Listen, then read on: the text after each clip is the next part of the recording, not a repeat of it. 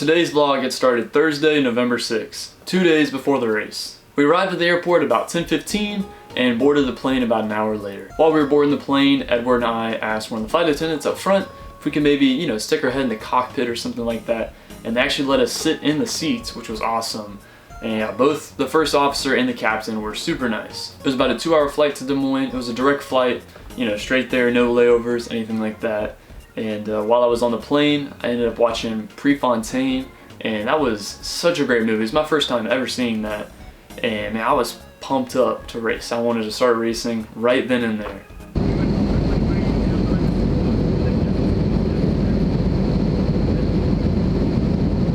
When we landed at the airport, the team kind of waited in line, and we got 2 rental cars, one for the guys, one for the girls, and then we drove to Fort Dodge, and it was about an hour-and-a-half drive.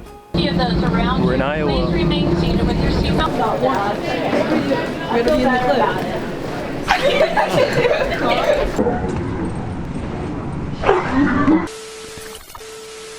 And for the drive, it was a whole lot of nothing. Big open fields of nothing. Like, literally nothing.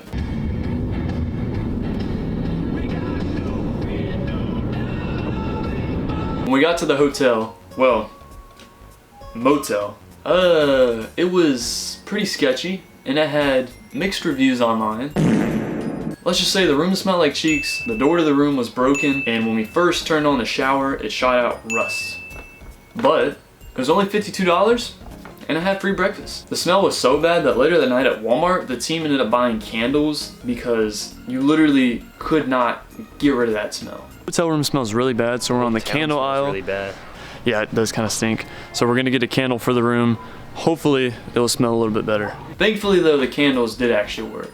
For the rest of that first day, we pretty much just chilled in the hotel, and about 6 o'clock I want to say, we ended up going to, I believe it was Iowa Central, and just did a shakeout run around their campus. After the shakeout run, the team went to Culver's for dinner, and man, I forgot how good their chicken tenders are. I ended up getting like 6, and man, they were on point.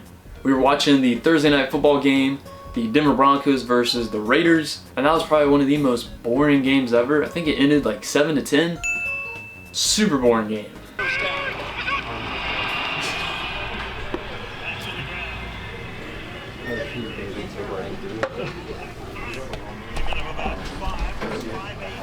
Then we drove back to the motel, and played Jeopardy on my Nintendo Switch. Which Jeopardy on the Switch is actually a really fun game.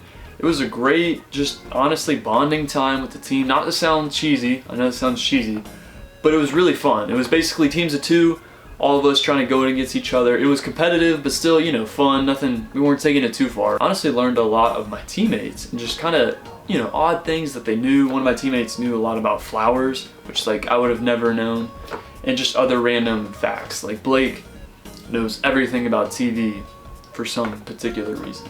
Every single question about a TV show, he knew. But now I know that. That leads us to the next day, Friday, November 8th. Not a very busy day, we just chilled in the hotel. Like I said, there's not much to do in Fort Dodge, so we just went to Chick-fil-A and Target. Around 2:30 we drove to the course, and this is when the nerves were really starting to kick in. I was pretty much relaxed for most of the trip at this point, right until we were running on the course. It was just really hitting me that this is where we're gonna race, and race tomorrow. When we were doing our run, it was super windy, so I ended up not filming much because if I tried setting up, a tripod or something like that, it would have knocked it over because it was very windy. And the terrain that we were racing on was a golf course, but the course itself was very nice. There were only about 2 big hills, and everything else was very nice and packed down. But it wouldn't be for long, because the next morning did not look like this. It looked a little different.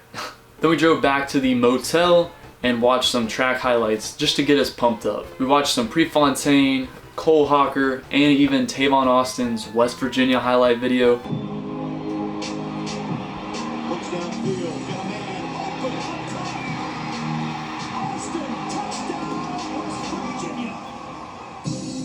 Just to get us excited and ready to go. And then once we were done watching all that, we went to bed. Now today was officially the day of the race. We woke up with an early Christmas gift, and it was not a brand new pair of spikes, it was snow.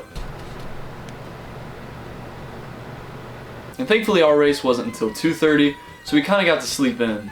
And the morning race easily had the most snow. Like, it was brutal. When we were racing, and we'll talk about that later, it was still snowing, but I'm pretty sure it was the D1 or D3 race. Crazy, it was crazy. And at this point, I'm sitting in the hotel watching, I believe it was the D1 or D2 race with just snow pouring down, and I was starting to get super nervous. I was extremely excited, right, and pumped up. When I was younger, I always wanted to play like a sport in the snow. I thought it was gonna be football. It ended up not being that. It was cross country, but hey, close enough. And yeah, man, I mean, I was excited and nervous all at the same time, right? On the drive of the course, I was playing music and just getting locked in. But I did not know what was in store for me.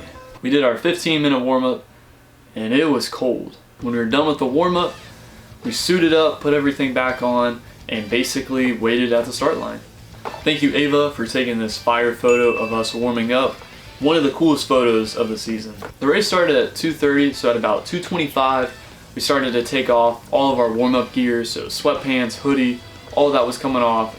And the next thing I knew, the gun went off and the race went out fast. Snow was falling, people were slipping. I felt like I was in no man's land in like World War I or something like that. For the first mile, I ran it at 6:12, but honestly, it felt like 5:30, 5:15. To put it in perspective, 2 weeks before this at States, I started out at 5:30, and it felt fast, but my body felt great. When I hit 6:12 here, I was honestly starting to kind of huff and puff, and at this point, my naive optimism of getting a PR was kind of gone, and I knew I wasn't going to get a PR, and kind of just needed to focus on passing people. I hit the wall at about mile 3.5. My body was in the most pain it had ever been in, and I was kind of asking myself, like, what am I even doing? But in that same moment, I also realized just how much work I'd put in just to race here. I mean, starting all the way back in like June, and even some in May, right? Just to lead here to November. And I was not gonna go home, right? Wishing I had pushed myself more in the race. So I just kind of embraced the pain and started to push even more. So I stopped thinking about how much I had left in the race and just started slowly passing people. And the next thing I knew, the race was coming to an end. You basically make a slight uphill and then you do a sharp left turn and then it's downhill from there. I had a decent kick at the end. Unfortunately, I wasn't able to pass the guy in front of me, but it really hit me hard when I finished the race. Like literally, I fell. And they end up there in third, improve from their fourth a year ago, and they get another one. But more seriously though, I really did take it all in. I was kind of talking with some guys from the other team who I was kind of racing with, and I met up with my teammate Spencer, and we walked back to our tent and really just, you know, talked about the race and the season as a whole. And it was kind of crazy that, you know, it was it, right? He's a sophomore, so this is his last year racing. And I was starting to get a little emotional, but we were also still super cold. So like, that was kind of the only thing we were thinking about as well. So that kind of helped from, you know, me getting a little too emotional. And then after the race, we drove back to Des Moines. It was about an hour and a half drive, 2 hours. And then the next morning we had an early flight home. So that kind of leads us to the overall thoughts of the race and just the season as a whole. You know, if you would have told me I would have been running at a national meet for cross country a year ago, I would have thought you were crazy, because there's no way I'd be running cross country, especially at the college national level. And I get it's D2 and it's not like, you know, Oregon or anything like that, but it's still a big deal for me to walk onto a team and, you know, really push myself and do something I've never done before, right? So just being there was awesome. Thank you, Edward, for showing me the ropes and kind of encouraging me to walk onto the team. He really did push me to do that, and that does mean a lot, honestly, and I will not forget that.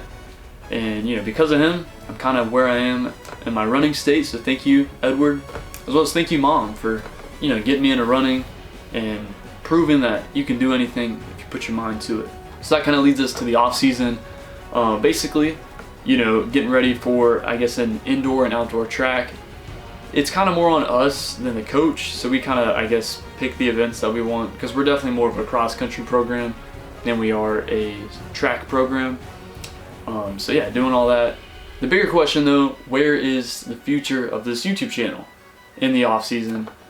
I feel like I'll definitely make some track videos here and there, maybe some vlogs going to track meets or something like that, workout videos, but I do want to keep it fresh.